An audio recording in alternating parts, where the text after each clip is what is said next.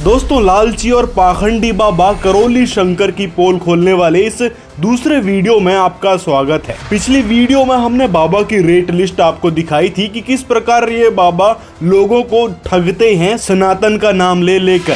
साथ में इस वीडियो में इसके अंधभक्त चेले ने जो बकवास करी थी, अनाप शनाप बातें बोली थी, उसका भी खुलासा किया था। और इसी पिछली वीडियो को देखकर पाखंड से परिपूर्ण करौली शंकर के अंधभक्त चेले ने सफाई देते हुए कुछ और बेमतलब की बातें बोली है, उसका भी खुलासा करते हैं आज के इस वीडियो में। पहले तो इसने सन 2014 में जो गोदी मीडिया के द्वारा फर्जी खबर चलाई गई थी, उनको दिखाकर अपने आप में जो कूल बनने की इसने कोशिश करी है, चलो उस पर थोड़ा गौर कर लेते हैं। स्वर्ग में जाने की क्या कीमत हो सकती है?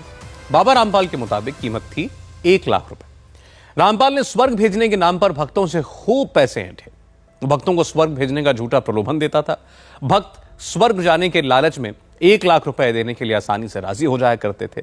बाबा रामपाल ने इसी चाल से ये अकूत संपदा, ये दौलत इकट्ठा। इसमें इस गोदी एंकर ने जो बात कही है कि संत रामपाल जी स्वर्ग भेजने के नाम पर 1 लाख रुपए लेते थे, जबकि दोस्तों यदि इस करौली शंकर के अंधभक्त चेले ने थोड़ा से भी संत रामपाल जी महाराज का ज्ञान सुना होता तो इसको पता चलता कि संत रामपाल जी कभी स्वर्ग की बातें नहीं करते। संत रामपाल जी स्वर्ग के बारे में बताते हैं कि वो तो एक रेस्टोरेंट है जहां जाने के बाद भक्त अपनी पुण्य कमाई को व्यर्थ करता है, नष्ट करता है। जैसे ही पुण्य कमाई खत्म होती है तो फिर पाप कर्म भोगने के लिए नरक में डाल दिया जाता है। उसके बाद फिर इसी पृथ्वी लोक पर पटक दिया जाता है 84 लाख प्रकार की योनियों को भोगने के लिए। तो ये सारी बातें बताते हैं संत रामपाल जी, ना कि स्वर्ग जाने की कोई बात करते हैं। संत रामपाल जी बताते हैं कि वह अमर धाम शतलोक है जिसके बारे में गीता अध्याय 18 श्लोक 62 में बताया गया है। तो उस सनातन परम धाम की जानकारी संत रामपाल जी महाराज देते हैं, और वो भी निःशुल्क। इससे स्पष्ट होता है कि न्यूज एंकर गोबर का नशा करके बकवास कर रहा था, जिसका उसके पास कोई प्रूफ नहीं था, ना ही ये सारी बातें न्यायालय में रखी गई थी। हमारे आश्रम में 1,51,000 रुपए का जो हवन होता है ना, उसका पूरा टैक्स सरकार को जाता है। 100 रुपए की अर्जी लगती है, उसका भी जीएसटी भरा जाता है दरबार के द्वारा, क्योंकि हमारे गुरु ये कहते हैं कि नेशन फर्स्ट, राष्ट्र सर्वोपरि है, राष्ट्र सबसे पहले है। हाँ, क्योंकि इन्हीं राष्ट्र के लोगों को तो सनातन का नाम ले लेकर ठगना जो है। यदि टैक्स नहीं भरोगे तो कहीं पुराने मुकदमे सामने ना आ जाएं और फिर आपके पाखंडी बाबा को कहीं। इसीलिए टैक्स के नाम पर सरकार को मोटी रकम देनी पड़ती है, नहीं तो लूटने वाले कभी देते नहीं हैं। और रही बात संत रामपाल जी महाराज की, तो संत रामपाल जी महाराज के आश्रम में 1 रुपए भी नहीं मांगा जाता। वहाँ हर चीज निःशुल्क है, आप खुद वहाँ जाकर देख सकते हैं। आप चंदा चढ़ावा लेते हो, वो भी तो पैसा ही है, उसी से अपने आश्रम चला रहे हो, उसी से अपने भंडारे कर रहे हो, सब कुछ कर रहे हो ना। और दान की बात है तो भक्त अपनी स्वेच्छा से 10, 20, 50 रुपए दान करता है, ना कि उससे जबरन मांगा जाता है। और तो और बेशर्मी की हद तो तब हो जाती है जब ये लोग ये कह देते हैं कि अपनी कमाई का 10वां हिस्सा हमको दो।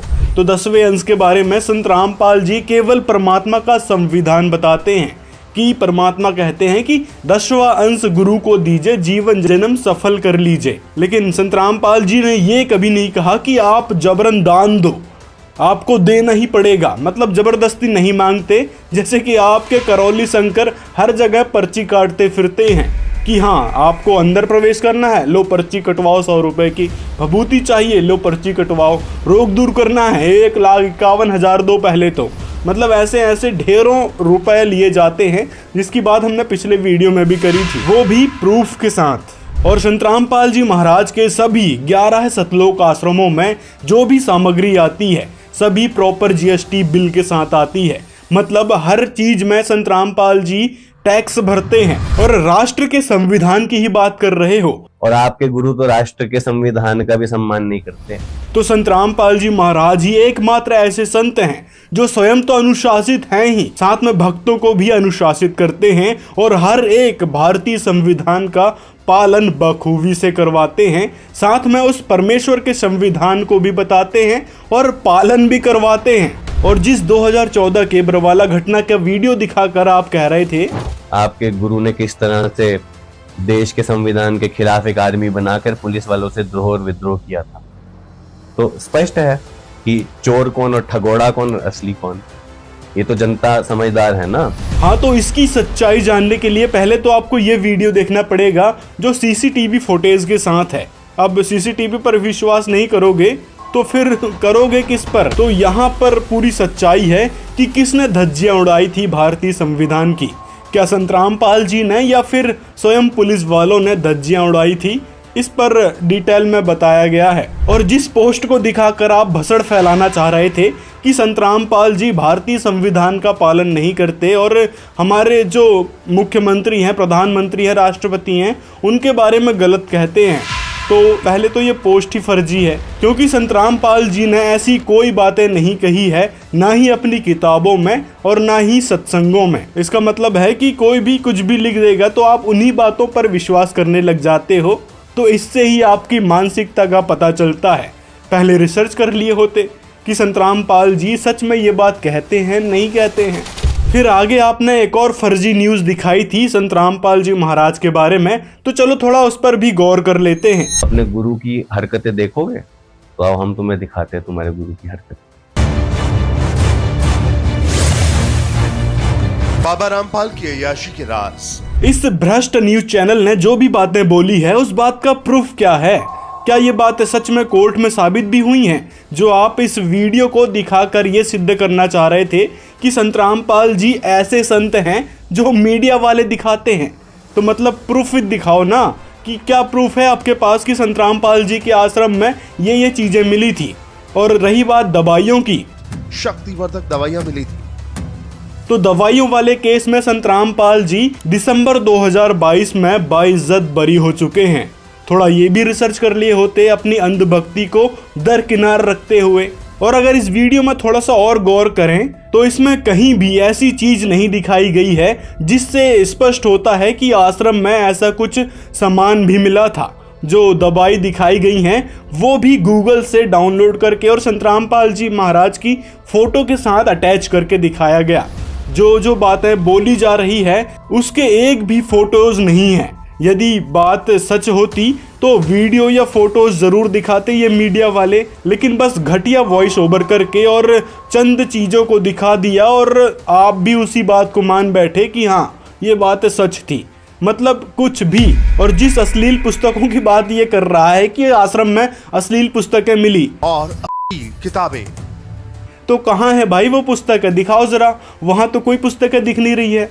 तो दोस्तों कहने का मतलब है कि संतराम पाल जी को सन 2014 में बदनाम किया गया था इन झूठी, इन भ्रष्ट मीडिया के जरिए, और गलत सलत चीजों का वॉइस ओवर कर करके बता दिया गया कि संतराम पाल जी के आश्रम में ये है वो है, दंड फन दिखाया, एक भी प्रूफ नहीं और ना ही कोर्ट में कोई भी बात साबित हुई है। हर एक केस में संतराम पाल जी बाइज्जत बरी हो रहे हैं, चाहे बात सन 2006 में लगे करौथा केस की हो, चाहे बात हो बंधक बनाने की, चाहे बात हो प्रतिबंधित दवाइयों की, तो उन केसों में भी संतराम पाल जी बाइज्जत बरी हो चुके हैं। और मीडिया के द्वारा फैलाई गई इन बकवादों का उद्देश्य भी सिर्फ यही था, संतराम पाल जी को इतना बदनाम कर दिया जाए कि लोग उनसे नफरत करने लगें। लेकिन हुआ इसके विपरीत है। संतराम पाल जी से लोग नफरत करने की जगह उनकी तरफ अट्रैक्ट होने लगे और उनका ज्ञान समझ कर उनसे जुड़ने लगे।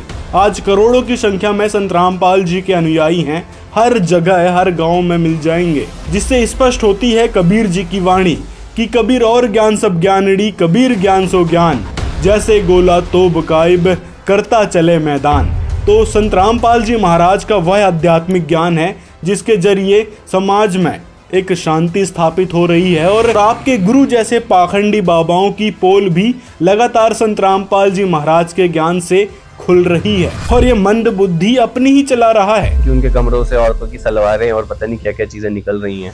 कहाँ बोला है उसने सलवार, या फिर कहाँ दिखा आपको वहाँ सलवार? मतलब अपने घर की कहानी को वीडियो में बताना ऐसी कैसी मजबूरी हो गई आपकी कि घर की सलवार वीडियो में याद आ रही है? अगर राहुल भाई आपकी मानसिक स्थिति आपके दरबार में चाटुकारिता करने से ठीक हो गई होती तो आप पहले तो रिसर्च करते और पहले जानकारी लेते संतराम पाल जी महाराज के बारे में कि आखिर संत रामपाल जी महाराज हैं कौन, उन पर क्या केस लगे हैं, किनमें वो बाइज्जत बरी हो चुके हैं और किस प्रकार भ्रष्ट मीडिया ने संत रामपाल जी महाराज पर एलिगेशंस लगाए थे। और रिसर्च करने के दौरान आपको ये भी पता चलता कि इस न्यूज चैनल ने जो भी बातें बोली है संत रामपाल जी महाराज को गलत साबित करने के लिए, उनको बदनाम करने के लिए, वो बातें कोर्ट ने ही खारिज कर दी, जिसके कारण संत रामपाल जी बाइज्जत बरी हो गए। तो जो आपने फैक्ट दिखाने की कोशिश करी थी अपने आप में कूल बनने के लिए, वो बातें आपकी गलत साबित हो गई और इससे आपके मानसिक रोगी होने की पुष्टि हो जाती है।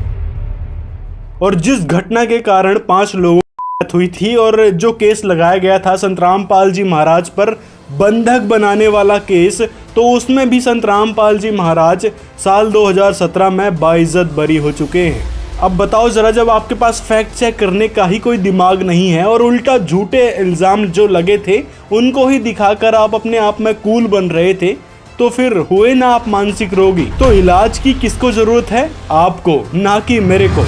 तो मैं चाहता हूं कि आप दरबार आके प्रक्रिया करो, आप स्वस्थ हो, क्योंकि मैंने देखा है आप थोड़ा तुतला जाते हो बोलते हुए। और इस तरह के कुतर्क वही लोग देते हैं जिनके पास जवाब नहीं होता अपनी मनगढ़ंत बातों का या फिर अपने पाखंडी बाबा को पूर्ण गुरु सिद्ध करने का।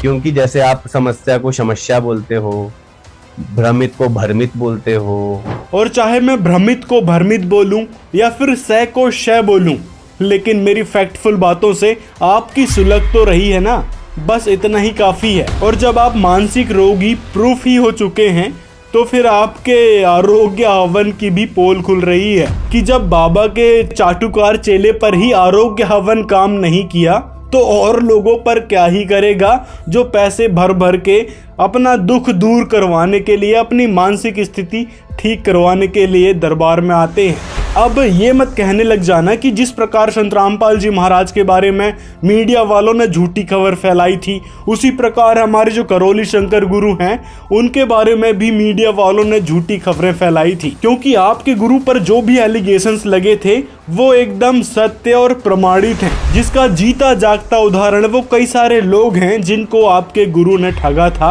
जिनके पैसे भरने के बाद भी उनके रोग ठीक नहीं हुए, बल्कि समस्याएं उनको और ज्यादा घेरने लगी। बातचीत करता हूँ कि स्थिति ये है गुरुजी कि जितना भी संकल्प करो उसका जस्ट उल्टा होता जा रहा है। आप बोल रहे हैं संकल्प करो, उसका उल्टा होता जा रहा है। मेरा सवाल आपसे है कि मेरी सांस अटक रही है, मेरी सांस फूल रही है, मेरा दिमाग घूम रहा है, दिमाग फट जाएगा ऐसा लग रहा है, मेरा पेट जहाँ से शुरू होता है स्टमक वो फट जाएगा, ब्लास्ट हो जाएगा, छाती में अल्सर हो गया था बीच में, नींद नहीं लग रही है, और जो समस्या मैं लेकर आया था वो तो छोड़िए, उसके साथ 10 समस्याएं 20 समस्याएं ऐड ऑन हो गई।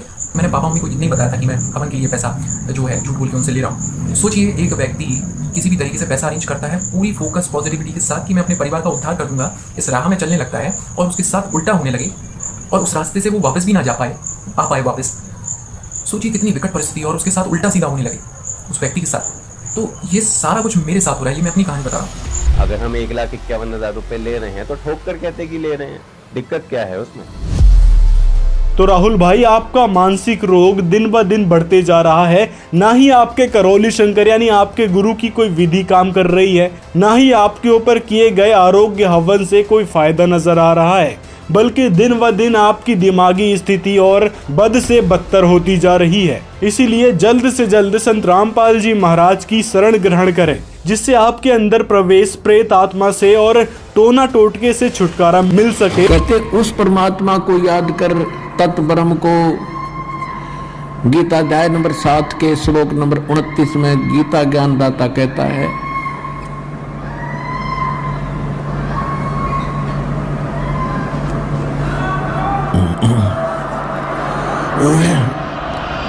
और हाँ, डरने वाली बात नहीं है। संत रामपाल जी के आश्रम में 1 रुपए भी नहीं लिया जाता, ना ही कष्ट को दूर करवाने के नाम पर, ना ही दीक्षा देने के नाम पर, ना ही भंडारे के नाम पर, और ना ही कोई एंट्री फीस ली जाती है।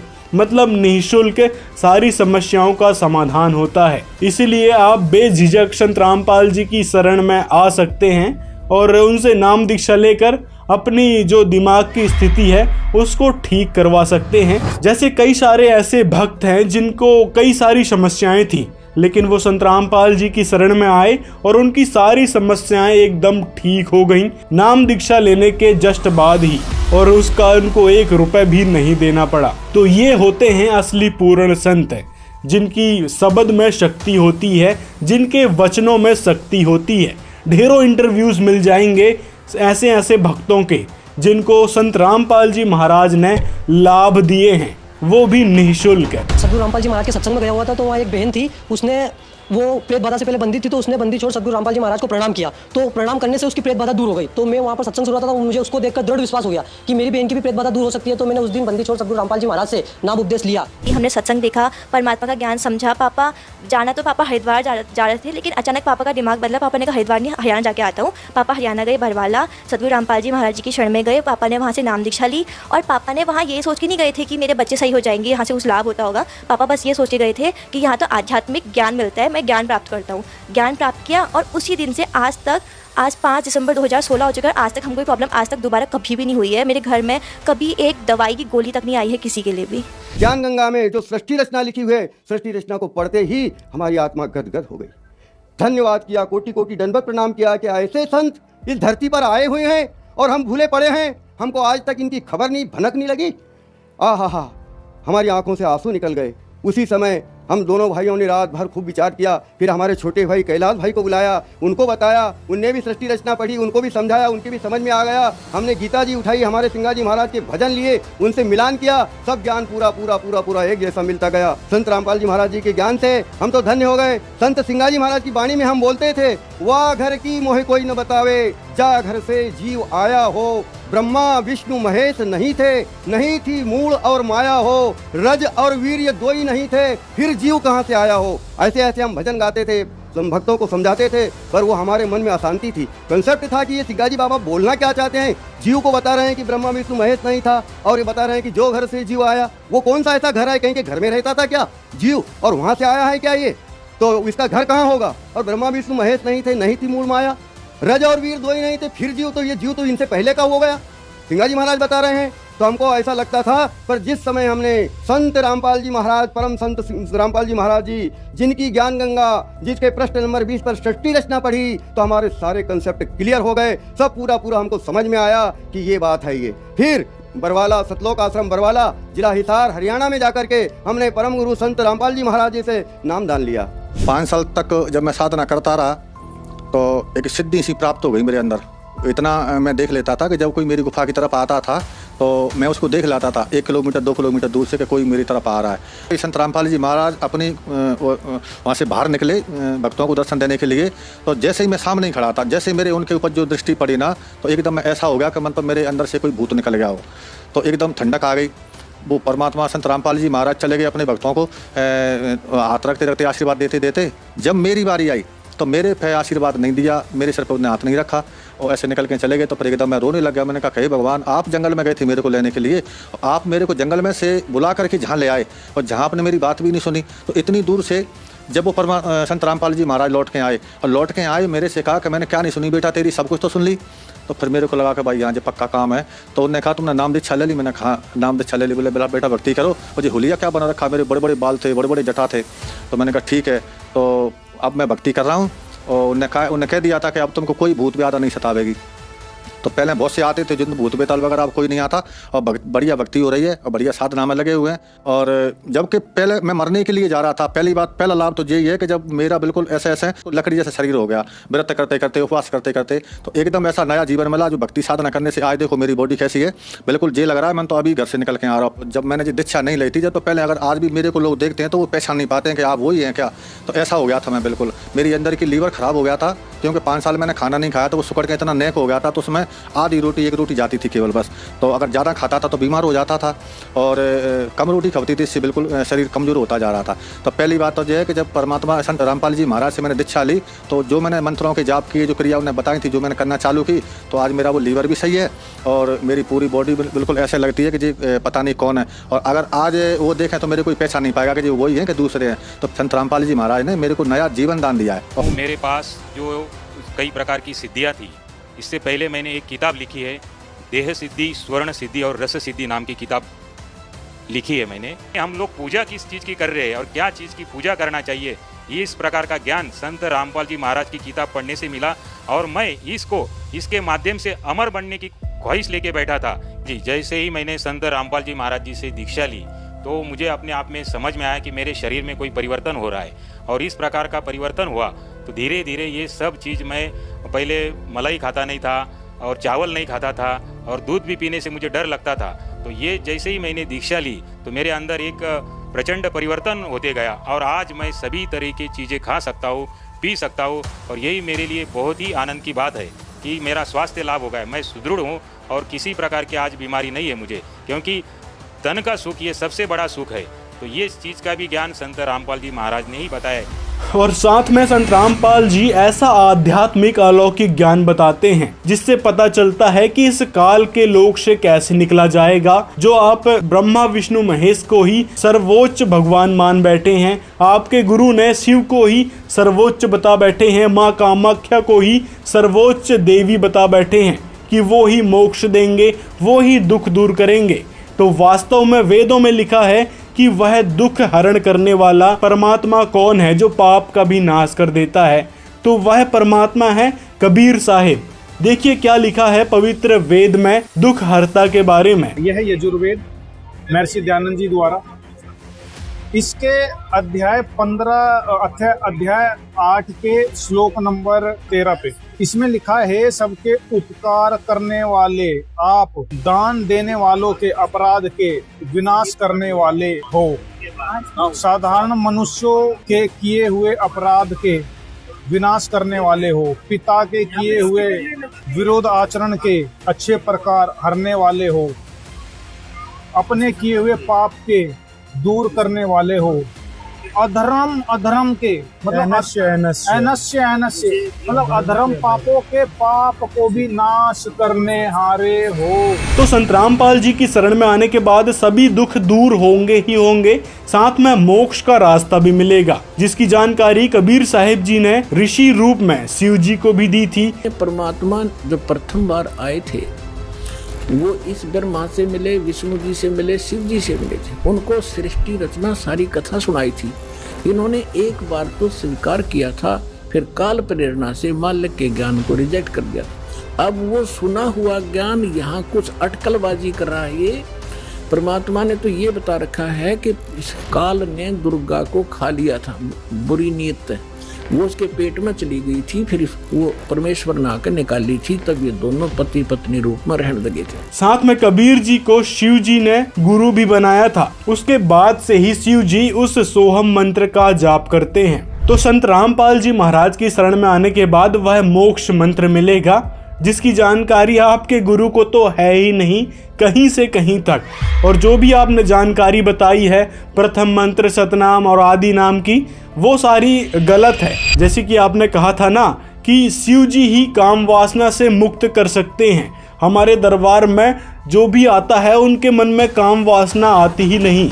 ये दरबार जो है ये तो काम वासना एक दिन में नष्ट कर देता है, एक क्षण में नष्ट कर देता है, क्योंकि आपने तो चैलेंज किया था ना कि शिव जो है वो काम वासना नष्ट नहीं कर सकते। तो आइए देखते हैं आपके शिव जी के बारे में ही कि क्या शिव जी सच में काम वासना से मुक्त भी हो पाए हैं या नहीं। देखिए क्या लिखा है हमारे पुराणों में। देखिए श्रीपद महापुराण के सृष्टि खंड में यहाँ पर 56वां अध्याय है। इसमें नीचे श्री भगवान यानी विष्णु जी ने कहा कि पहले शिव गंधर्वों, किन्नरों तथा मनुष्यों की सुंदर तथा युवती स्त्रियों को मंत्र के द्वारा बहुत दूर आकाश में खींचकर तपस्या के बहाने उन सबों के साथ रमण करते थे, यानी कि संबंध बनाते थे। वहां पर अत्यंत मनोहर कुटी बनाकर उन सबों के साथ महेश्वर यानी आपके शिव जी कर्मात होकर क्रीड़ा करते थे। उसी समय गौरी का चित्त उद्धृत हो गया, मतलब एक प्रकार से होश में आ गई।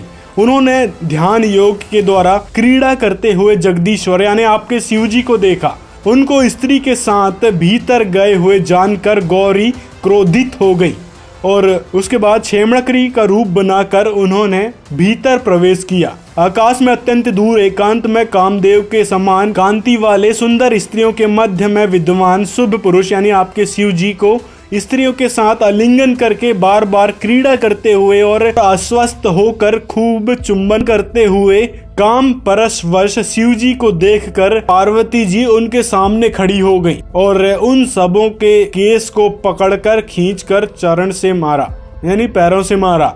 वहां पर फिर शिव जी लज्जित होकर पीछे मुख करके खड़े हो गए थे। तो यहाँ पर लिखा है कि उसके बाद उमा ने सैकड़ों रूप छेमकड़ी का बनाया और शंकर जी के साथ फिर उन्होंने क्रीड़ा करी। तो इस एक प्रमाण से स्पष्ट होता है कि शिव जी किस प्रकार कामुक्त होकर किन्नरों की, मनुष्यों की, स्त्रियों के साथ रमण कर रहे थे, एक काम वश प्रेरित होकर, यानी अपनी पत्नी को धोखा दे रहे थे शिव जी। श्रीपद महापुराण से स्पष्ट हो जाता है। तो अब बताओ, आपके दरबार में कैसे शिव जी दया कर सकते हैं कि किसी प्रकार की गंदी सोच ही ना आए या फिर काम वासना से आप लोग मुक्त हो जाओ।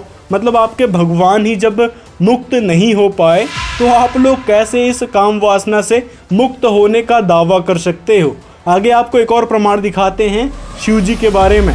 देखिए यहाँ पर श्रीमद् भागवत महापुराण में इस प्रकरण में सुखदेव जी और विष्णु भगवान की चर्चा हो रही है। तो यहाँ पर विष्णु भगवान शिव जी के बारे में बता रहे हैं। मतलब इस प्रकरण में समझाया जा रहा है, विष्णु जी ने जब मोहिनी का रूप बनाया था और जब शंकर जी ने प्रेयर करी थी कि मुझे भी वह मोहिनी रूप दिखाइए, शंकर जी के देखते देखते वायु ने उसकी झीनी सी साड़ी करधनी के साथ उड़ा ली। मोहिनी का एक एक अंग बड़ा ही रुचिकर और मनोरम था। मतलब जहां जहां शिव जी की आंखें लग जाती वहीं लगी रहती। यही नहीं, यानी मन भी वहीं रमण करने लगता। उसको इस दशा में देखकर भगवान शंकर उसकी ओर अत्यंत आकृष्ट हो गए।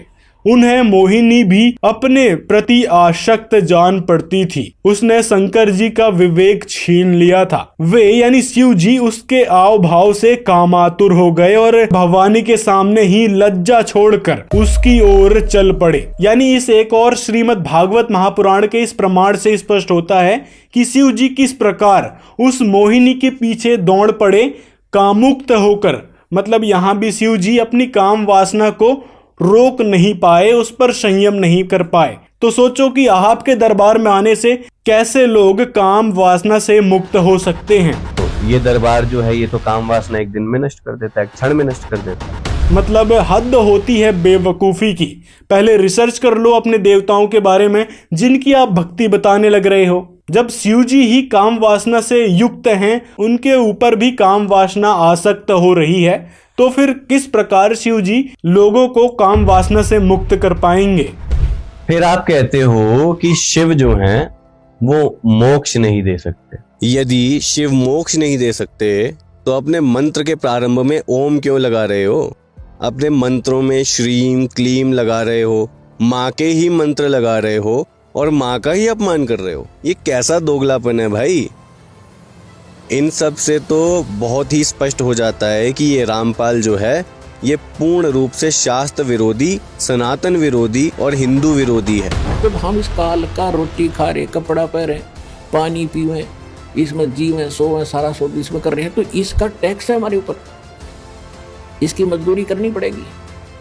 और हमारे ऊपर पता नहीं कितनी फाटक बंद कर रखे, रास्ते बंद कर रखे। पहली चौकी गणेश जी की, जब तक ये क्लियर आगे रास्ता नहीं देगा आगे जाएंगे कहाँ। तो इन सब के हम ऋणी हैं इन देवताओं के, जो यहाँ के प्रभु हैं, प्रबंधक हैं। इनसे हम बाइज्जत निकलने के लिए इनकी मजदूरी हमें करके अपना यहाँ भी काम चलाना है, इनका टैक्स भी भरना है, तब हमारी भक्ति सही चलेगी। तो प्रथम मंत्र आपको दिया जाता है, इन देवी देवताओं की मजदूरी है, ये पूजा नहीं है। अब यहाँ भी एक स्पष्ट करना चाहेगा दास के भक्ति, पूजा और साधना मंत्र क्या है। साधना तो एक मजदूरी होती है और पूजा एक हृदय से समर्पित भाव होता है, जिसको हम प्राप्त करना चाहते हैं, जिसको हम पाना चाहते हैं, जिसके हम हैं। हम इस संसार में रहेंगे, हम सबका सत्कार करेंगे, लेकिन पूजा हम अपने मालिक की करेंगे, अपने परमपति की करेंगे, जो सबका मालिक है, कबीर भगवान की करेंगे। और ये सभी जितने भी यहाँ के, जैसे असुर निकंदन रामायणी में हम सबका सत्कार करते हैं, छोटे से लेकर 500 तत्वों तक की आरती इसके अंदर आ जाती है। तो हम सबका सत्कार करते हैं। सत्कार करने से विनम्रता आती है। और ये फिर ये ब्रह्मा विष्णु महेश या जितने भी कोई भी हैं देव, ये आपको टच नहीं कर सकते। इनके ऊपर फिर डंडा है परमात्मा का कि ये आपका एक सत्कार करते हैं और फिर भी आप इनको सताओगे तो इनको ज़्यादा सजा मिलेगी। ये जो आपको विधि बता रखी ये आपके प्रोटेक्शन के लिए है, भगवान का विधान बनाए रखने के लिए है और आपको इस संसार रूपी सागर से पार होने के लिए सफ़र में सहयोगी रहेंगे, आपका प्रोटेक्शन करेंगे देवता और सभी आपके घरों के चारों तरफ पहरे दिया करेंगे जो सतगुरु कबीर साहब के इस नाम से जुड़ जाएगा। और रही बात है उस सभा में जो लोग हाथ नहीं खड़ा कर पाए थे उन लोगों की, प्रमाण के रूप में शंकराचार्य जी की धर्म संसद देख लो।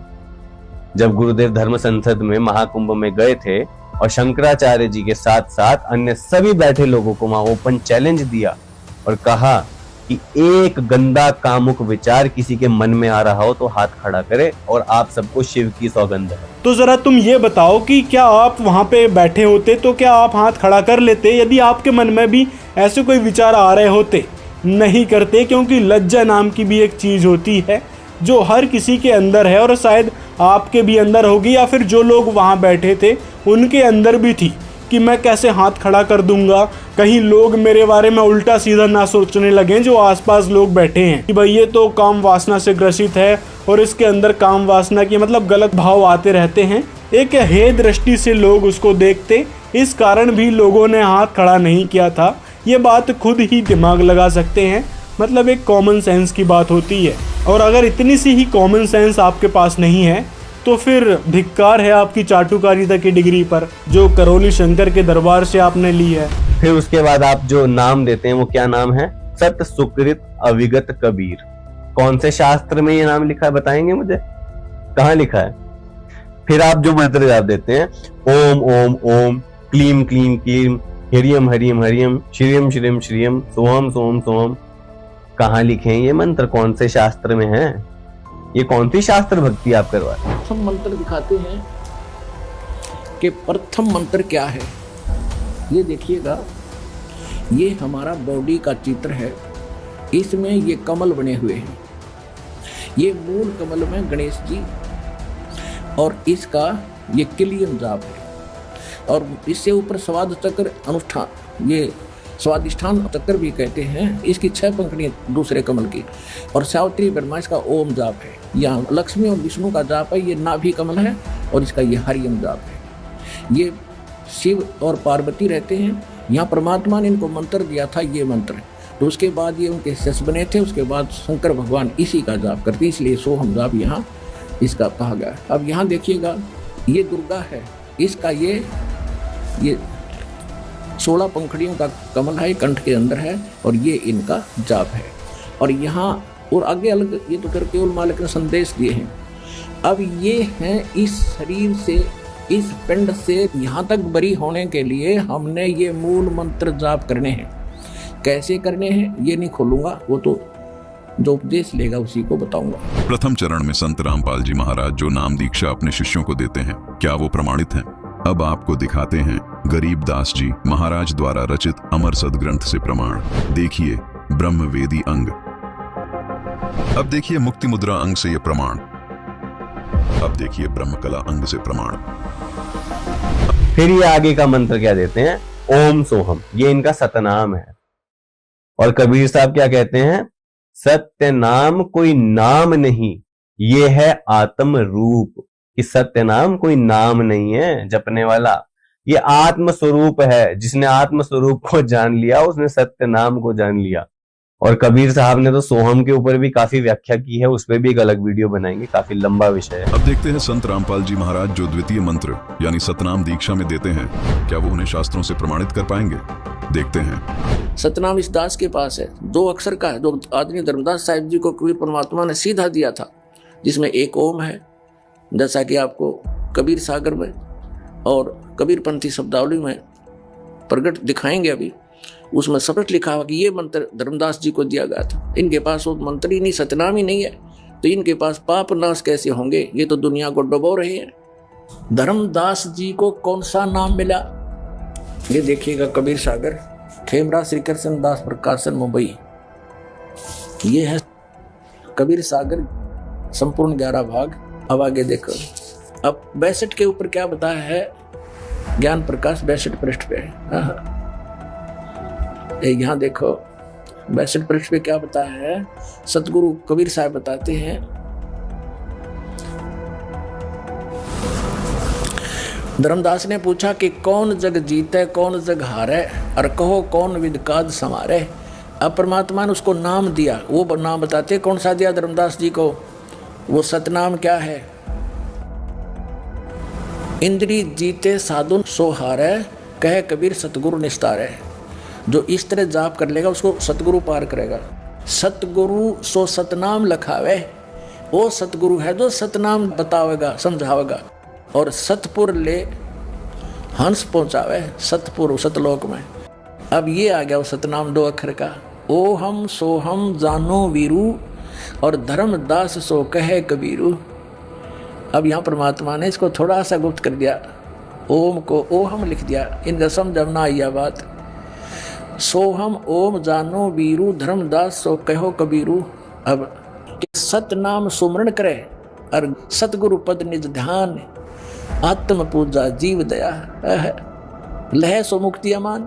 अब इससे एक तो ये सिद्ध हो गया कि परमात्मा के नाम से जीव की मुक्ति होगी, उस सतनाम तय। और सार नाम अलग है, आदि नाम भी कहते हैं उसको। फिर इनका सार शब्द आता है, सार नाम क्या कहते हैं, आदि नाम है सत्य कबीरा। अब भाई साहब सत्य भी लिखने में आता है, कबीरा भी लिखने में आता है। और कबीर साहब कह रहे हैं 52 अक्षर लोक तरह सब किछ इनमाही, ए अक्षर खिण जाएंगे वो अक्षर इनमें नाही। कि 52 अक्षरों में तो ये अक्षर आते ही नहीं है, तो सत्य भी 52 अक्षरों में है, कबीर भी 52 अक्षरों में है। यहाँ पे तुम कंफ्यूजन क्रिएट करते हो ना। अब सार नाम जिह्वा से न्यारा है और तुम लोग कह देते हो कि श्वासों से जपा जाता है। श्वासों से तो तुम लोग सतनाम जपते हो, मैं सार नाम की बात कर रहा हूं। अगर सार नाम आदि कबीरा है, सत्य कबीरा है, तो ये जिह्वा से तो जपा जा रहा है भाई, तो कहां से हो गया सार नाम? ये 17 पृष्ठ है ज्ञान बोध का। अब यहाँ क्या लिखा है, कहे कबीर सुनो धर्मदासा, आदि नाम मैं कहूं सब पासा। आदि नाम को मैं बोलकर सुनाता हूं, यहाँ देख नीचे आ गया। ऐसा सब जग जीव गुराई, धर्मदास मैं तुम्हें सुनाई। जो मैंने तेरे को नाम बता दिया ना, सबको बताना। आदि नाम में भाग सुनाई, और ये जग जीव न चेत्या भाई। वो ने कहा के पारा के पारा कहा नहीं जाई, एक लगे मैंने बोल के सुनाया परमात्मा। आदि नाम सबको दर्शाया, जग जीवों को ज्ञान सुनाया। ये जुल्ले को भेद न पाए, अज्ञानी क्यों राड मचाए। आदि नाम की सुध बिसराई। अब ये देखो 18 पृष्ठ पे ज्ञान बोध का, आदि नाम हम भाग सुनाया, ये मूर्ख जीव मरम नहीं पाया। हमने उस आदि नाम सार शब्द विधेय शब्द को, अकय शब्द को, जो नहीं कहना किसी के सामने, उसका जाप नहीं करना, तो वो सुरत नर से जाप है, उसको हमने बोल कर सुनाया, और ये मूर्ख जीव मरम नहीं पाया। अब परमात्मा ने कहा था कि अभी इसको डिस्क्लोज नहीं करना। अब कबीर साहब ने कहा था धर्मदास मेरी लाख दुआई, और ये मूल ज्ञान की दरबार न जाई। अब परमात्मा ने धर्मदास जी को जब ये नाम बता दिया, सार नाम भी बता दिया, मूल ज्ञान बता दिया, सतनाम बता दिया, फिर कहा था कि धर्मदास अभी ये मूल ज्ञान किसी को बताना नहीं।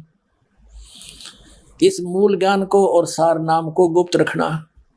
धर्मदास मेरी लाख दुहाई, ये देखिएगा जीव धर्म बोध, बोध सागर का ही है ये 1937 पर सत कबीर वचन।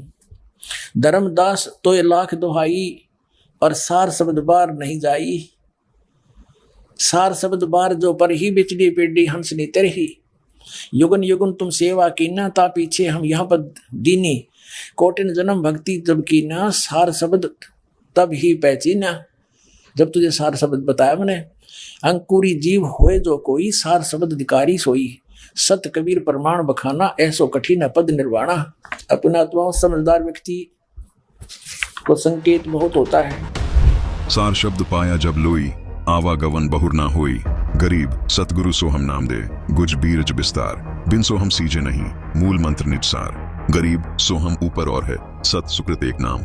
सब हंसों का वंश है, सुन्न बस्ती नहीं गांव। जैसा कि आप सब देख सकते हैं, संत गरीबदास जी महाराज जी ने अपनी वाणी में बिल्कुल साफ साफ लिखा है कि ओम सोहम मंत्र जपिए, यानी ओम सोहम मंत्र का जाप कीजिए, जो आपको पूर्ण गुरु से प्राप्त करना होता है। गरीबदास जी ने ओम सोहम मंत्र की इतनी महिमा बताई है कि इन मंत्रों के बराबर 14 लोक भी नहीं है। तो दोस्तों, इस वीडियो में बस इतना ही। अगले वीडियो में और पर्दाफाश करेंगे इस करोली शंकर के चेले का, और साथ में करोली शंकर उर्फ संतोष सिंह भदौरिया का, कि किस प्रकार वो पाखंड भरी बातें करते हैं और हमारे पवित्र शास्त्रों में आखिर लिखा क्या है। तो मिलते हैं अगले वीडियो में। इस वीडियो को ज़्यादा से ज़्यादा लोगों तक शेयर करें और अपनी राय कमेंट में भी ज़रूर बता दें।